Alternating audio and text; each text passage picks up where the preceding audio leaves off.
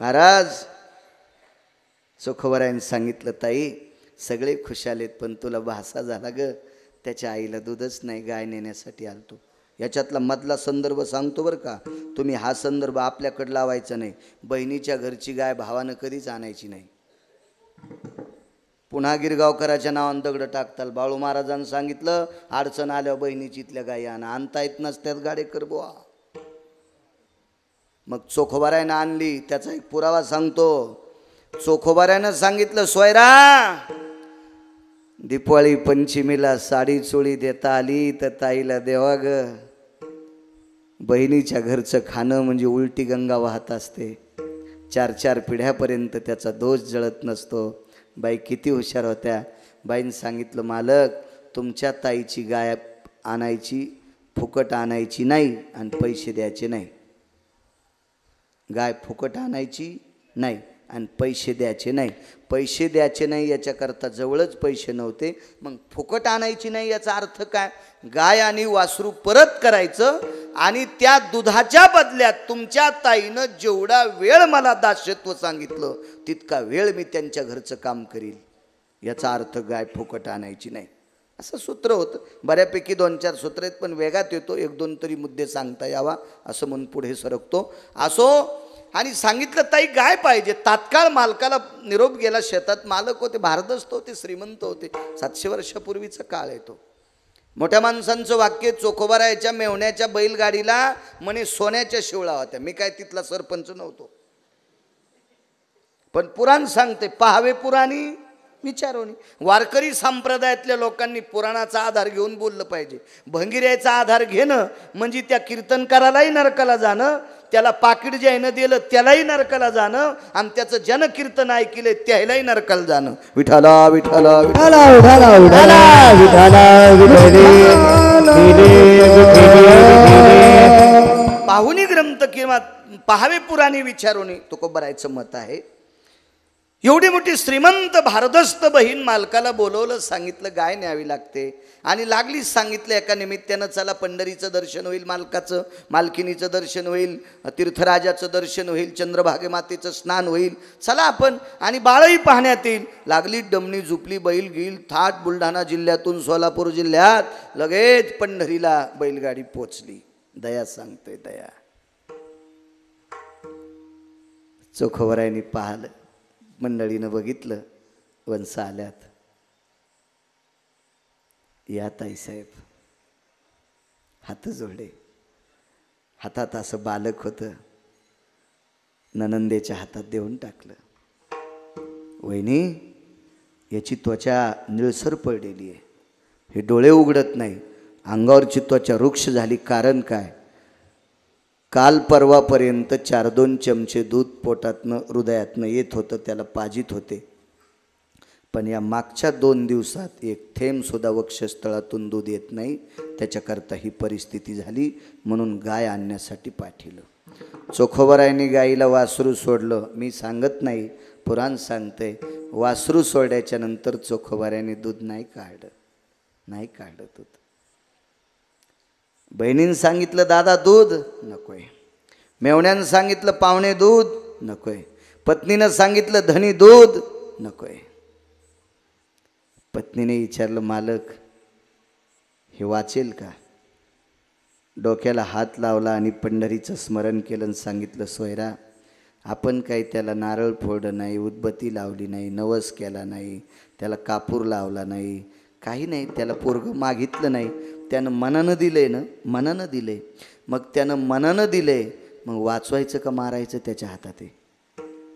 या प्रपंचातल्या लागलेल्या, या वेलीला लागलेलं फूल सुकू द्यायचं का तेवत ठेवायचं हे त्याच्या हातात आहे. पण गाय ही वासरासाठी दूध देत असती, मालकासाठी नाही.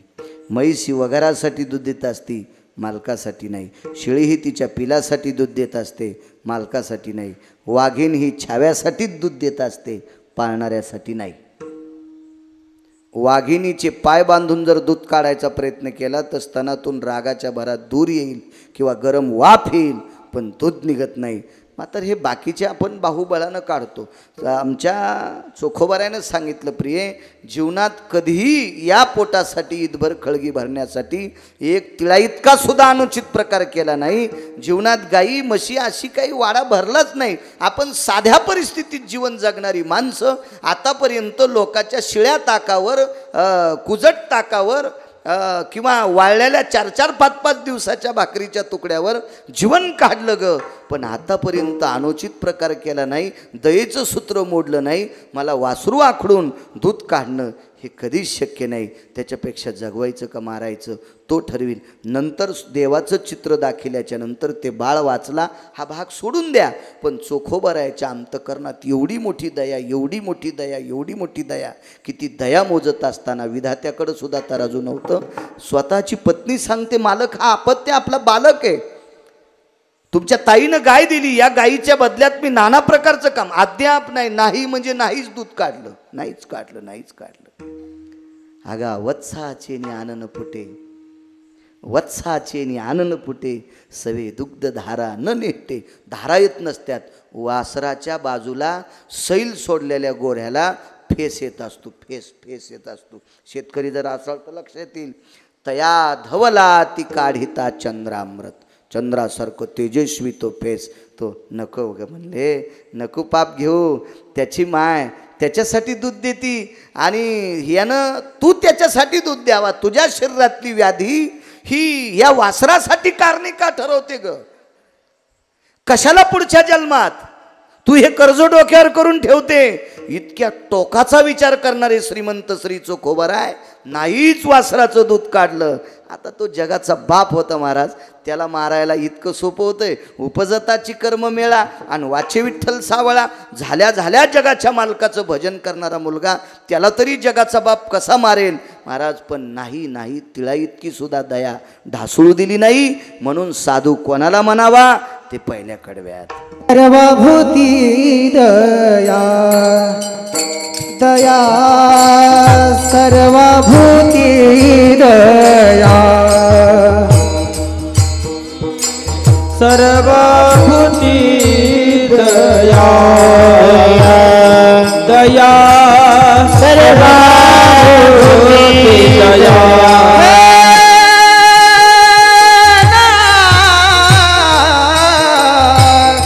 सर्वभूती दया, दया सर्वभूती दया, सर्वभूती दया, दया सर्वभूती दया. साधू म्हणावे ऐशिया,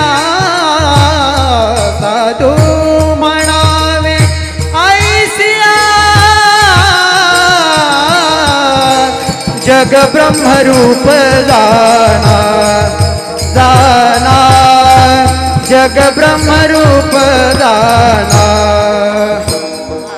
साधू म्हणावे ऐसिया,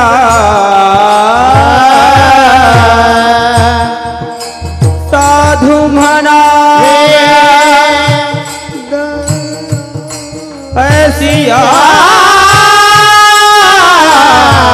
जग ब्रह्मरूप जाने,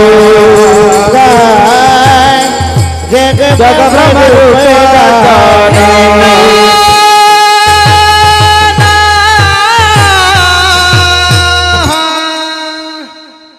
नाही करू शकत आपण. मी कीर्तनात दयेचं सूत्र गोड सांगल, पण त्यांच्या पायाला चिटकलेल्या मातीची पण बरोबरी करू शकत नाही. म्हणून साधुत्वाचं गप्पा आम्ही हाणायच्या नाही. दुष्काळ पडला, मंगळवेड्याचं भांडार सांभाळायला दामू शेट्टी होते. ड्युटी संपली, मंगळवेड्याहून पंढरीला निघाले. वास्तव्य पंढरपुरात होतं, काम मंगळवेड्यात होतं.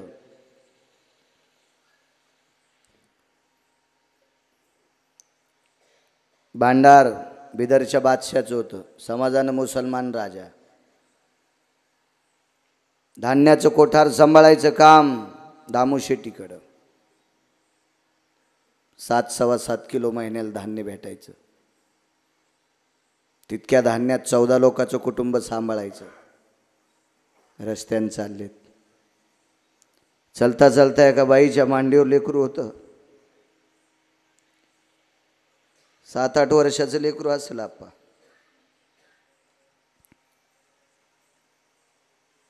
रडू लागली. दामू शेट्टी घोड्यावरून खाली उतरले. बादशाचं घोडं होतं बसायला. खाली उतरले. माय काय ग? 2 दिवस झालं भाकरीच नाही. काय देऊ त्याला? कोण आहे? मुलगा आहे. घर कुठे आहे तुमचं?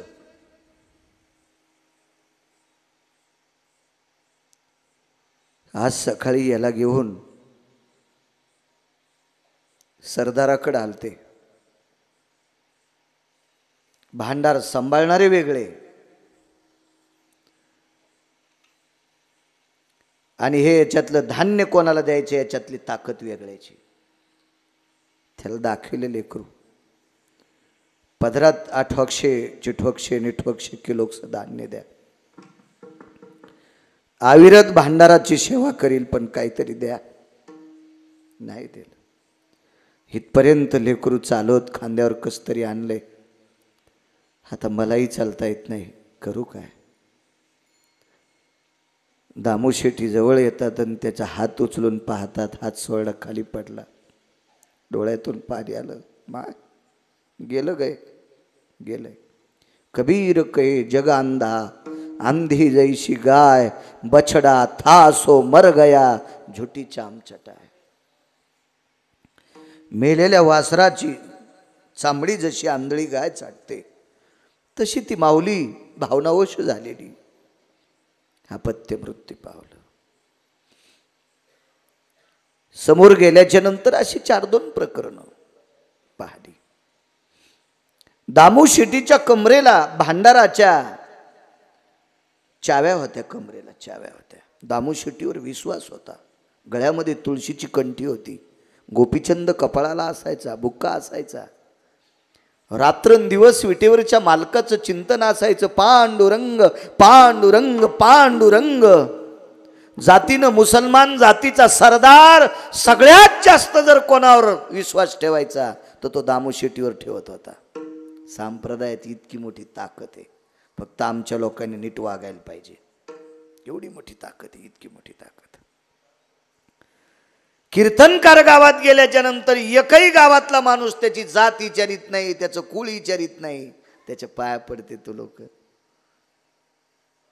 घर कधी गवसल म्हणून रोडवर अर्धा तास उभं राहतात आम्हाला घेण्यासाठी लोक. अर्धा घंटा. आधी जेवणार का नंतर जेवणार याची चौकशी करतात. इतकं प्रेम आमच्यावर करतात. याची एकमेव ताकद आहे पंढरपुरातल्या मालकाची आमच्यावर कृपा. आम्ही किती गोड वागायला पाहिजे. योग असा आला.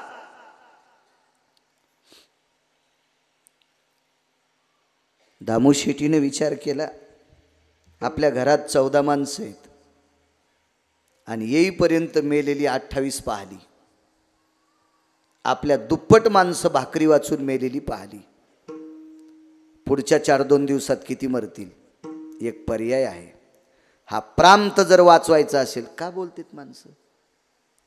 हा प्रांत जर वाचवायचा असेल, हा प्रांत वाचवायचा असेल तर 14 लोकांवर पाणी सोडावं लागेल. 14 मृत्यू पावल्याच्या नंतर जर परिसर वाचत असेल, परिसर, तर काय हरकत आहे 14 गेले असतील तर? घोड्यावर बसले, टाच मारली.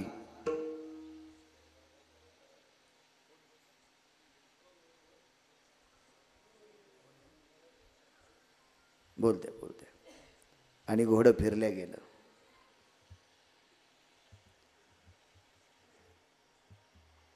सरदाराच्या मुलांनी पाहिलं.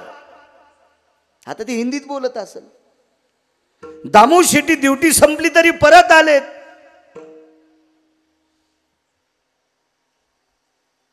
पण त्या सरदाराचा विश्वास होता, दामूशेठी परत जरी आले तर कोणी आजच्या ड्युटीवर नसेल करतील, असेल काहीतरी त्याचा, कारण विश्वास होता ना. सरदार झोपलेला आहे, दुपारचं जेवण झालं, वामकुक्षी घेतोय आणि दामूशेठीने एक ताट वाजिलं, ताट, जेवायचं ताट. एका गल्लीमध्ये 10-5 माणसं जमा झाली आणि त्यांना सांगितलं, राजे हो, भांडाराचं किलूप उघडून चाव्या मी फेकून दिल्यात, ज्याला धान्य पाहिजे त्यानं घेऊन जा. सरदार झोपीते, सगळं धान्य लुटून टाकलं. दामूशेठी घोड्यावर बसले आणि घरी आले.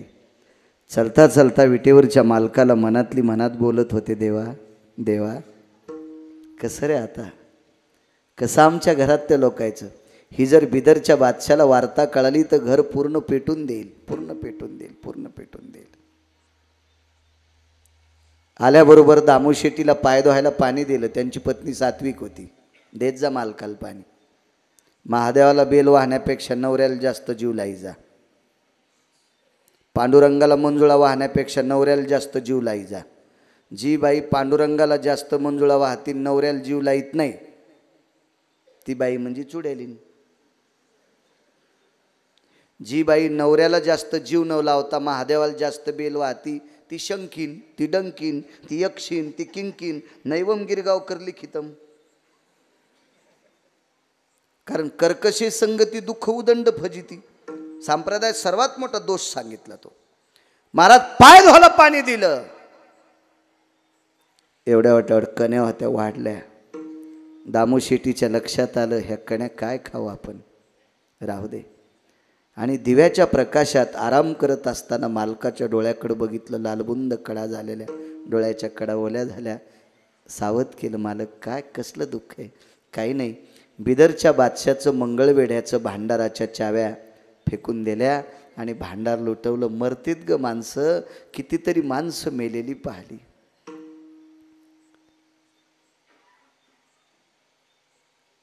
राजाई नावाच्या सुनबाई जवळ आल्या एकट्याच. मामा काय ग, बादशाला जरी ही वार्ता कळाली तर आपल्याला शासन काय. दामूशेठीनं सांगितलं, प्राणदंड, आपल्याला एकालाही वाचू देणार नाहीत, प्राणदंड प्राणदंड प्राणदंड. वा. सासूकडं पाहिलं, एका तिळा इतकं दुःख गोणाबाईच्या चेहऱ्यावर नाही. गोणाबाईनं राजाईला विचारलं, राजाई काय वाटेल ग तुला, तू केवढ्या मोठ्या श्रीमंत सरदाराची कन्या आहेस. राजाईनं सांगितलं, आत्याबाई, सासूला आत्याच म्हणलं पाहिजे, सासूला आई म्हणायचं आता निघले नाटक. पहिल्या सुना सासूला आत्याच म्हणायच्या पण दर्जा माई इतका देत होत्या. ह्या सासूला आदरानं आई म्हणतात आणि दर्जा भिकारणीचा देत्या.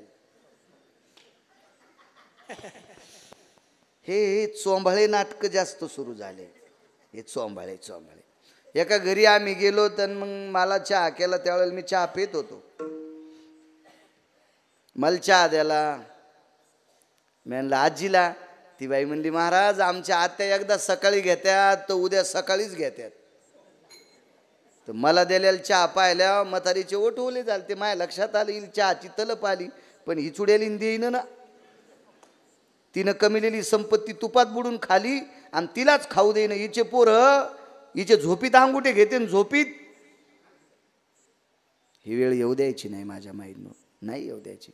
ज्यांनी आपल्यासाठी जीवाचं रान केलंय त्यांच्यासाठी जर आपण दुष्काळ दाखवित असू तर आपली लेकरं आपल्याला निव्वळ विस्तवात ठेवतील याची कल्पना करा. काही नाही, कीर्तन ऐकिनं, भागवत ऐकिनं, रामायण ऐकिनं, देवाच्या दर्शनाला जाणं, वाऱ्या करणं, हे सगळं आपण वरचं देखावा करतो. आणि वागत नसल तर हे सगळं नदीला जातंय. विठाला विठाला जिच्या बापानी 5.5 क्विंटल सोन्याचा पलंग पोरीला झोपण्यासाठी द्यावा, घेतला नाही पोरीनं तो भाग सोडून द्या. 5.5 क्विंटल सोन्याचा पलंग. आतापर्यंत महाराष्ट्रात एकही बाप सापडला नाही की ज्यानं पोरीला पलंग 5.5 क्विंटल दिलाय. ते फक्त 700 वर्षापूर्वी बिदरच्या बादशाकडचे सरदार नामदेवरायचे सासरे राजाईचे वडील, एवढ्या श्रीमंत सुखात वागलेली पोरगी आपल्या आत्याला म्हणती, आत्याबाई 14 लोकाचा जीव गेल्याच्या नंतर अख्खा प्रांत वाचत असेल तर याच्या पलीकडचं पुण्य कोणतं आहे? पण आपल्या प्रांतातली माणसं मरू नये याच्याकरता स्वतःचा जीव गेला तरी हरकत नाही, ही दया दामू शेट्टीच्या अंतकरणात होती. म्हणून जगाचा बाप महाराज कोण झाला? अभंगात फक्त तितकं वाक्य म्हणता येत नाही, झाला रिकामी जागा पंढरीनाथ, झाला रिकामी जागा पंढरीनाथ, घाली जुहार दरबारात, नीट मोजूनी पावती करा, खळखळावतिल्या मोहरा, नीट मोजूनी पावती करा. जगाचा पाप विठू नाईक दामू शेट्टीसाठी होतंय. त्याचं एकमेव जर कारण असेल तर नुसतं भजन नाही, त्यांच्या पाठीमागं एवढी मोठी दया होती. हे परिसर वाचला पाहिजे, याच्यातलं एकही जाता कामा नये. आपण गेलोत तरी हरकत नाही, पण हे जाता कामा नये. जीवावर उधार झाले, कुटुंबावर उधार झाले आणि परिसर वाचिला. देव का माया करणार नाही महाराज? हे सूत्र ज्याच्या अंतकरणात आहे त्याला दया म्हणतात. म्हणून मालक पहिल्या कडव्यात म्हणतात, सर्वाभूती दया,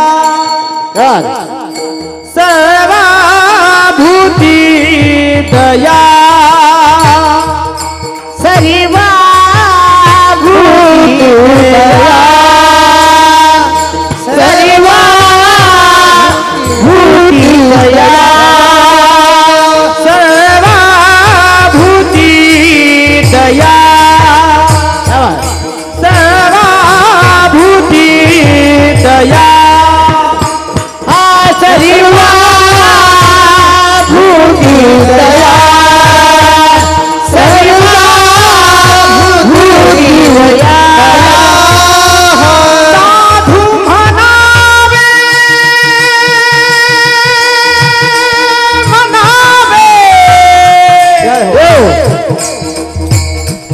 साधू म्हणावे ऐशिया,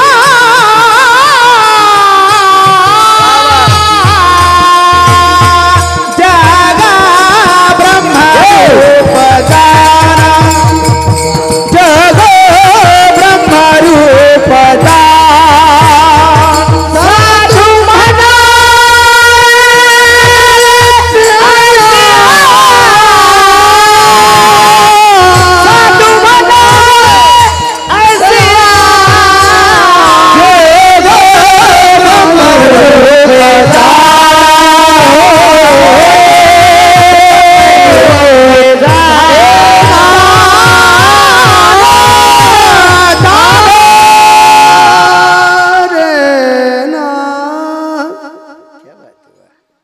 राजे लोक आहेत ते स्वरातले.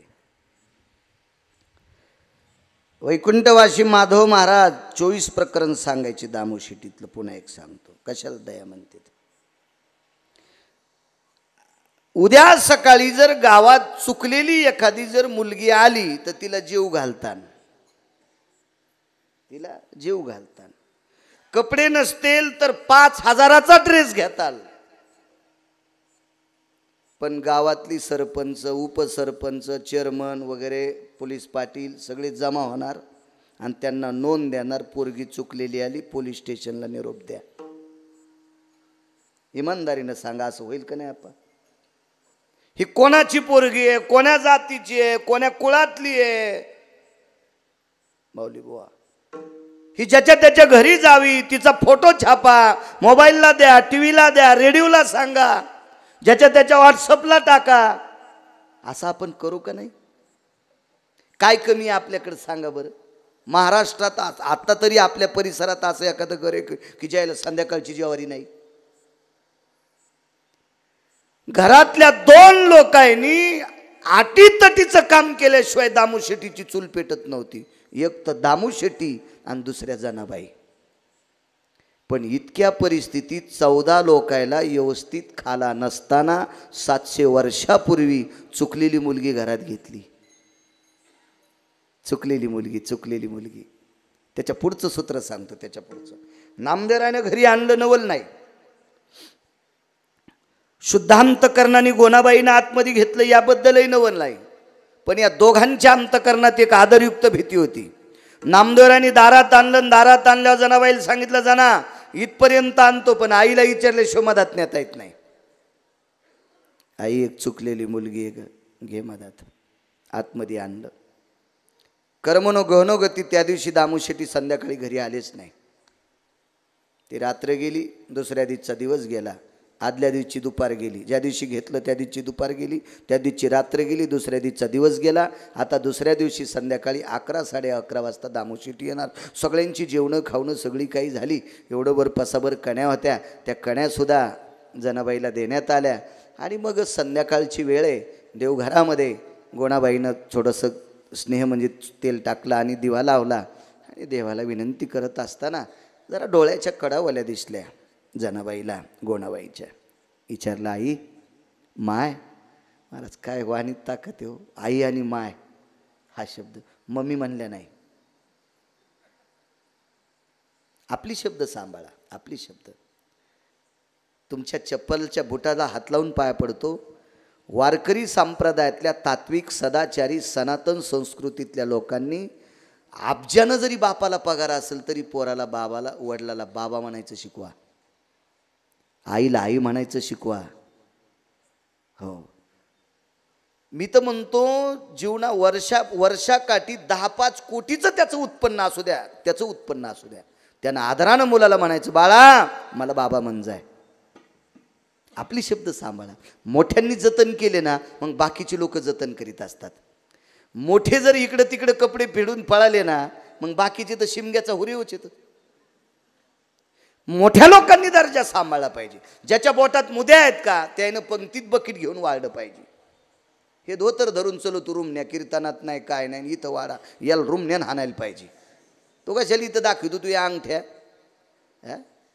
त्या बोटात आणि गळ्यात जितकं सोनं आहे तितकं लय लोकांच्या जिकडं तिकडं चपलाला लावलेले, तू कशाला येडेवाणी करायला.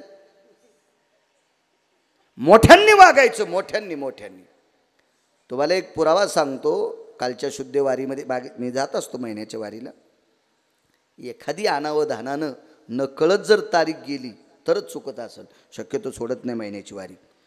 तर तिथं मला सदाबाबा वारकरी भेटले. म्हणले, महाराज उजाड्याव पंढरपुरात चंद्रभागेत आंघोळीला जायचं. म्हणलं काय सांगायले वारकरी बाबा, मी सकाळी सकाळी जात असतो, काय असं एवढं नाही जागा आली तर 10-5 मिनटं उशिरा जात असतो. नाही म्हणे उजाड्यावर जात जा. म्हणलं कशामुळं. काही नाही म्हणे, तुम्हाला 4 लोक ओळखीत आहेत आणि 4 लोक तुम्हाला ओळखते, तुम्ही चंद्रभागेत आंघोळ करता म्हणून अजून 2 लोक शिल्लक करतील. तुम्ही चंद्रभागेत आंघोळ केली म्हणून अजून 4 लोक चंद्रभागेत आंघोळी करतील, नाही तर बरेच म्हणतील जय चंद्रभागा. अनंत पाप्यांचं पाप धुणारी या तीर्थाचा मोठेपण भगवान शिवशंकरांनी बडीवार गायलाय. तो कायमस्वरूपी म्हणजे मोठ्यांनी चांगलं राहिलं पाहिजे. मोठ्यांनी. चला, डोळ्याच्या कडावल्या झाल्या.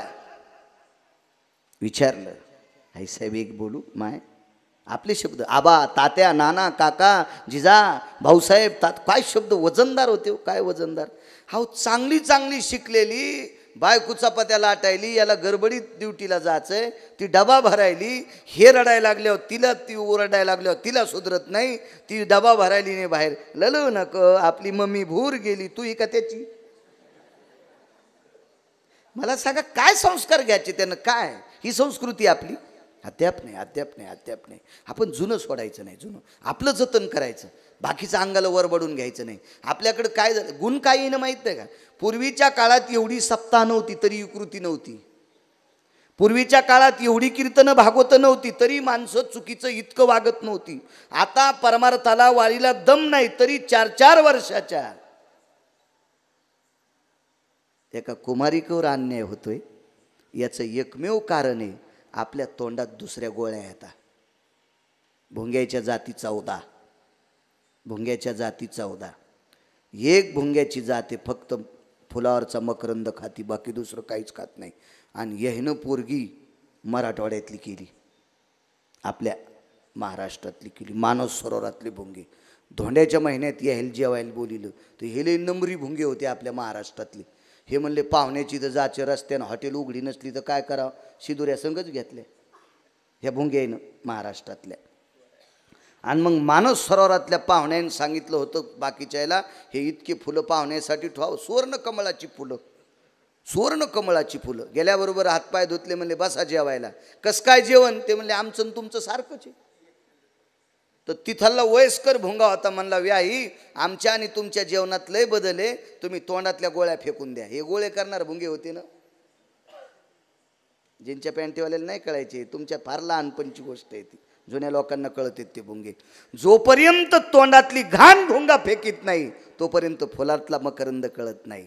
जोपर्यंत आपण पाश्चिमात्य संस्कृती फेकून देत नाहीत तोपर्यंत आपला उद्धार होत नाही आणि आपल्या संस्काराचं सूत्र उंच जात नाही. हे डोक्यात ठेवा. विठ्ठला विठ्ठला ज्याला बायको कदरली, ज्याला मायबाप कदरले, त्यानं रातच्या 12ला केक कापायचा, नाही घर भेटलं तर मोटरसायकलच्या सीटवर कापायचा. त्याला 2-4 उचले हार घालणार, ते असेच उचले मायबापान सोडून दिलेले कटाळे. याच्या वाढदिवसाला त्यानं, त्याच्या वाढदिवसाला त्यानं, त्याच्या वाढदिवसाला त्यानं हे आग लावे. तितक्या रात्री फटाके वाजिणार. अरे काय फटाका वाजवायला आहे यानं, याला बायको कदरली त्याच्या नावानं 12 वाजता फटाके वाजवायला. तू या घरात धुपन घुसन, इतक्या नालायकासाठी तू फटाके वाजवायला नाही. या संस्कृती आपल्या नाही. चला असो. डोळ्याच्या कडा वल्या झाल्या. आईसाहेब काय काही नाही ग, नामदेवानं इथपर्यंत आणलंय, पण माझा नावा साबडा आहे ग. हरुष साबडे नामा माझे, भगवान सुद्धा म्हणायचे साबडा आहे माझा नामा. मी आणलं ग, पण मी जबाबदार व्यक्ती आहे. मी हळदीच्या अंगाने या घरात आले त्यावेळेसपासून मी मालकाला विचारल्याशिवाय एका रस्वादीर्घ इतकी चूक करत नाही. मी आणलं ग तुला जना, पण माझे मालकाने जर नकारलं तर उद्या उजाड्यावर तुला मंदिराकडे जावं लागेल. 7, 7:30, 8 वाजता सगळं आटपलेलं होतं. थोडा वेळ चिंतन झालं. कर्मनो गहनगोती. त्या दिवशी 1:30 वाजता दामूशेट्टी आले. चंद्र ढळलेला होता, पोतड्याची उशी होती. झोपलेल्या आहेत जनाबाई. पुन्हा कर्मनो गहनगोती. रात्रभर मालक येईपर्यंत गोनाबाई जाग्यात. दया सांगते, दया दया दया. उदाहरण क्रमांक 3, दया सांगते. मग दामूशेट्टी आले, पाय धुवायला पाणी दिलं. तेवढ्या रात्री जे काही कड्या असतील त्या खाल्ल्या असतील न खाल्ल्या असतील मला काही माहीत नाही, पण डोळ्याच्या कडा दिव्याच्या प्रकाशात पाहिल्या. गोना का काही नाही म्हणे मालक. हळदीच्या अंगानं आले त्यावेळेसपासून आज एक माझ्याच्यानं चूक घडली. नामदेवरायानं दारात आणलेली एक कन्या तुम्हाला न विचारता मध्ये घेतली. याबद्दल कुठे ती मुलगी? देवघराच्या झोपड्यात आहे. काय प्रारब्ध. दामूशेट्टीनं त्या देवघराच्या झोपड्यात प्रवेश करणं दिवाळीजनं संगत झालं. परिस्थिती नाजूक.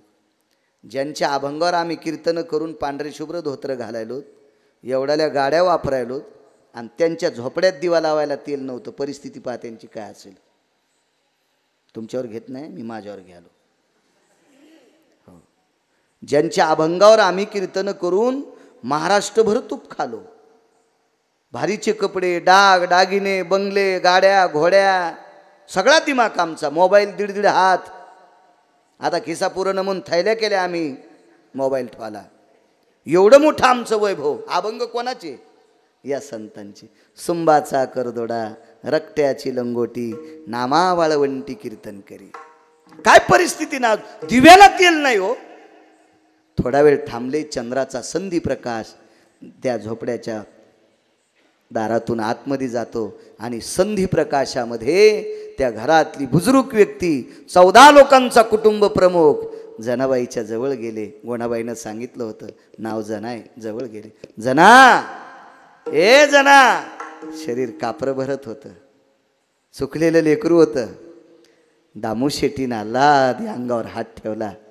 बाई, आमच्या इथं सोन्याच्या झाडाचं पान तुटावा आणि वाऱ्याने एखाद्या आभाग्याच्या पदरात पडावा, तशी तू आमच्या नशिबानं आमच्या घरी आली. हा शब्द पडला आणि मानेखाली हात घालून उठत असताना ती उशी होती का गाडेकर बुवा, ती ओली लागली, ओली लागली. माऊली बुवा, ओली लागली ती उशी, ओली लागली. लक्षात आलं हे पाणी डोळ्यातलं आहे. उठवलं, इकडच्या झोपड्यात आणलं. दिव्याला तेल होतं. बघितलं, अंतःकरण गदगदलं. एकच सांगितलं, जना काय साजरं आहे ग माय लेकरू माझं. बाई तुला एक बोलू का ग, आम्ही सगळी लोक 13 आहेत, आता तू 14वी, तू 14वी. पण तू रडत का होती ग, तू का रडत होती. नाही बाबा ऐक ना, तू का रडत होती. नाही रडले. जना खोटं बोलू नकोस बरं. ज्या वेळेला तुझ्या मानेखाली हात घालून मी उठवलं त्यावेळेला तुझी उशी मला ओली लागत होती. ती साळीच्या तणसाची, पोतड्यामध्ये साळीचं तणच घातलेली उशी मला ओली लागत होती का. बाबा मला भीती वाटत होती. गुरुवर्य नामदेवरायांनी आणलं इथपर्यंत, माझ्या माईनं मध्ये घेतलंय. पण जर तुम्हाला मी आवडले नसते तर मला घराच्या बाहेर जावं लागलं असतं. हृदयाला लावलं आणि सांगितलं, जना मी पांडुरंगाचा उपासक आहे, तो आमचा बाप आहे. त्या विटेवरच्या मालकाची शपथ घेऊन सांगेल, रक्ताच्या नात्यावर जितकं प्रेम करतो त्याच्या 1000 पटीनं तुझ्यावर करतो. मात्र रडं जाऊ नको ग, रडं जाऊ नको. जे असेल ते खात जाय. दृष्टांत संपला. मी आधी तुम्हाला सांगितलं, कोण्या माणसात हिंमत आहे सांगावं. आपण दत्तक घेऊ पण कशी, शिक्षणाचा खर्च. हिच्या शिक्षणाच्या खर्चासाठी मी दत्तक, वह्या पुस्तकासाठी दत्तक, लग्नासाठी दत्तक, हा एखाद्या वेळेस भांडे कुंडे संसार लग्नात दत्तक, हा वर्ष 10-5 वर्ष लागणारा किराणा दत्तक. कायमस्वरूपी दत्तक दुसऱ्याची मुलगी घेऊ शकतो आपण नाही. जगाच्या पाठीवर फक्त 9 लोकांनी क्रांती केली, त्याच्या चंद्र सूर्याच्या प्रकाशाला लाजवील इतकी जर क्रांती कोणी केली असेल तर ती फक्त दामू शेट्टीनं केली. महाराज जात पात पंथ कुळ न विचारता दुसऱ्याची लेक आपली समजून घरात घेणं आणि संध्याकाळचा ठिकाणा नाही घरामध्ये, या परिस्थितीत तिच्या दयेचं सूत्र करून तिला आपलंसं करणं सामान्य दया आहे. हिलाच मालक पहिल्या कडव्यात सर्वभूती दया, सर्वभूती दया, सर्वभूती दया, सर्वभूती दया, सर्वभूती दया, सर्वभूती दया, सर्वभूती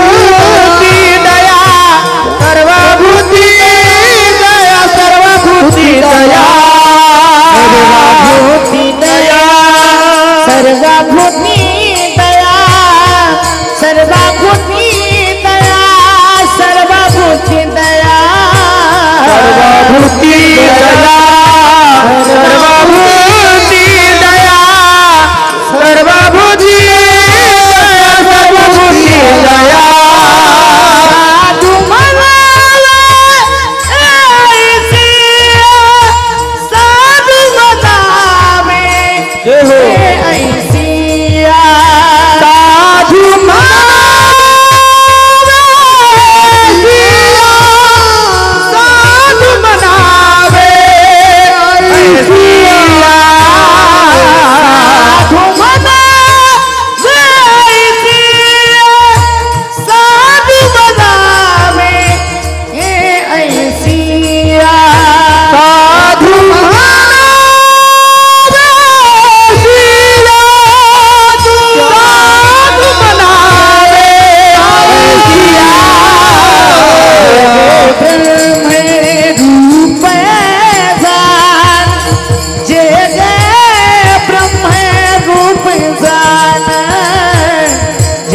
ब्रह्म रूप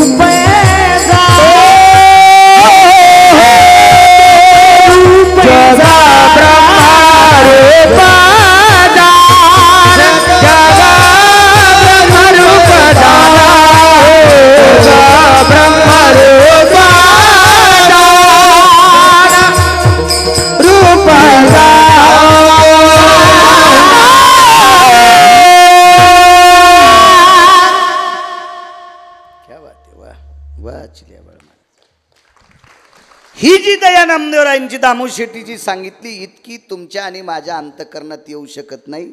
पण एखाद्याच्या घरचं पीठ उडालं तर मागायला आल्या उष्ण देत जा, इतकी तरी दया दाखी जा. एवढी तर आपण नाही करू शकत, पण तेवढी तरी दाखवायची. आपल्या शेतातली पेरणी झाल्यावर एखाद्याला बैलाची अडचण आली असेल तर त्याचं पेरेपर्यंत देत जा, इतकी तरी दया दाखी जा. एवढी तरी दया दाखव जा. 2 देवाच्या अंतकरणामध्ये एक भाग आला. एका व्यक्तीची कीर्ती वाढली होती. दया कशाला म्हणतात बघा. मी सरपंचाला बोली केली ती 10-20 मिनिटं कीर्तन आगाव करीन. तुम्ही मात्र घड्याळाकडे बघू नका. नका बघू नका बघू, श्रावण महिना आहे, कशाला बघायचं, चलत राहतं, काय होतं त्याला. जाऊ दे, आपल्या 11पर्यंत आपलं आणि बाकीचं देवाचं. येरी तरी कुठं आपण तुकाराम महाराज येतं, विठाला विठाला विठाला विठाला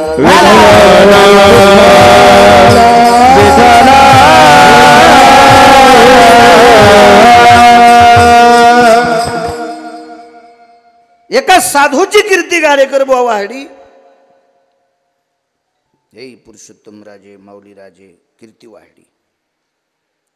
मग एखाद्याची कीर्ती वाहड्यावर त्याला तपासायचं काम 2 देव करतात, पंढरीतले मालक आणि काशीतले मालक. यांच्याकडे 2 देवता आल्या आणि त्यांना सांगितलं हे फार यांची कीर्ती वाढली, आम्ही तपासावं का. तपासा म्हणले.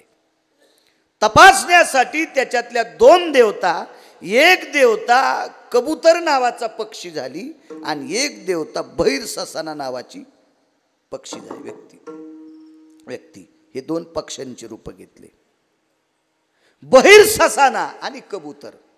कबूतर सर्वांना ज्ञात आहे, सर्वांना ज्ञात, माळकऱ्याला ज्ञात आहे, सिनेमा पाहणाऱ्याला तर ज्ञातच आहे. ज्या कबूतर आहे का नाही, त्याला ज्ञात आहे ना, त्यालाही ज्ञात आहे. एरवी सुद्धा आता लग्नामध्ये पाय बांधून ते कबूतर नवरदेव नवरीच्या स्वागताला, ज्याचे पाय बांधलेले पक्षी ज्याच्या स्वागताला आहेत त्याचा अख्खा संसार आवळलेलाच ना. ते पक्षी मोकळे आहेत का, पखाला चिकटपट्टी लावलेली, उडताच येत नाही. हे असे लेकरं फक्त खुश, ते पाखरं पाहू पाहू, ते पाखरं असे पख हाली, ते चिकटपट्टी लावलेली, ते पाखरं नवरदेवाला सांगते तू असाच हिच्यात गुंतणार आहेस, तुला वाघोरीत अडकलेल्या सशासारखं पिळून काढणार आहे, पिळून. कबुतराव सांगतोय. असं कबूतर पक्षाचं रूप एका देवानं घेतलंय. काशीतल्या आणि पंढरीतल्या नाही बरं. यक्ष किन्नर गंधर्व चारण विद्याधर लोकपाळ दिक्पाळ चारुहास परमहंस अशापैकी एका देवानं कबुतराचं रूप घेतलं. आणि एका देवाने बहिर ससाना, बहिर ससाना जसं गिधाड नावाचा पक्षी असतो, बहिर ससाना पक्षी हे जरा हिंस्र असतात. पक्षातले पक्षी जरा जास्त ताकद, बारक्याला मारणं स्वतः खाणं. हे बहिर ससाना त्या कबूतर नावाच्या पक्षाच्या पाठीमागे लागला. एक राजा पहाटेचा तुळशीपाशी विधी करत होता. सकाळचा त्याचा तुळशीला पाणी घातलं, भगवान शिवजीला पाणी घातलं, पूर्वेकडे तोंड करून पाठ टेकला. त्याच्यावर गाथा आहे, ज्ञानेश्वरी आहे, ग्रंथसंपदा आहे, पुराण आहे, गीता आहे. ही जुन्या काळातली त्या अशी जुनाट ग्रंथ आहे सगळे. आणि मग तो त्याची साधना चालून तेवढ्या अवकाशात तो कबूतर नावाचा पक्षी पळत आला आणि राजाच्या समोर बसला. रडू लागला कबूतर. त्या व्यक्तीने विचारलं का रडतो रे, का रडतो. मला ते खातंय. तितक्यात ते लगेच जवळ आलं. कबूतर गयावया करत होतं. त्यानं असं उचललं कबूतर आणि मांडीवर टेकलं. त्याला सांगितलं ए काय तुझी माय वेली रे, माझ्या समोर कबूतर खायला. दया सांगतोय, दया सांगतोय. 5 मिनिटानं बहिर ससाना रडू लागला. काय झालं म्हणे तुला सोंग करायला, पक्षाला खातो कबुतराला, नाटकं करायला रडायला. ते मला नाटक करतच नाही. गेल्या 4-5 दिवसापासून पोटात अन्नाचं कणत नाही, शिकारच सापडली नव्हती आणि आजच सापडली आणि ती तुम्ही घेतली. वाचत नाही म्हणलं, वाचत नाही, वाचत नाही, वाचत नाही, काही वेळात मरणार. राजाने विचार केला, आपल्याला आश्रय मागितला आणि आपल्या देखता जर कबूतर ससाण्यानं जर खाल्लं तर दोष आपल्याला आहे. आणि ते बैर ससाना म्हणला माझं अन्न तुम्ही जवळ घेतल्यामुळं मी जर मेलो तरी दोष तुम्हाला. कबूतर बहिर ससाण्याला खाऊ दिलं तरी दोष. तुम्हाला एक सांगू का, भीष्माचार्याला 4 कामापैकी एका कामामुळे दोष लागला. कोणतं काम. भीष्माचार्याच्या देखता द्रौपदीचं वस्त्रहरण करत असताना कौरवायला सांगायला पाहिजे होतं वस्त्रहरण करू नका. मोठ्या माणसांनी अपराध थांबवायला पाहिजे. हा दोष. नियम असतो काही कायचा. बरी महाभारतातली बऱ्यापैकी प्रकरण आहेत. मोठ्यान देखता अपराध नाही होऊ द्यायचा. नाही झाला पाहिजे, नाही झाला पाहिजे. मग आश्रय शरणांगता वज्र पंजरू. ज्यानं बायको चोरून नेली तो पाया पडायला आलाय. ज्यानं बायको चोरून नेली त्याचा भाऊ पाया पडायला आला. बायको चोरून नेणारा रावण आणि भाऊ कोण? बिभीषण.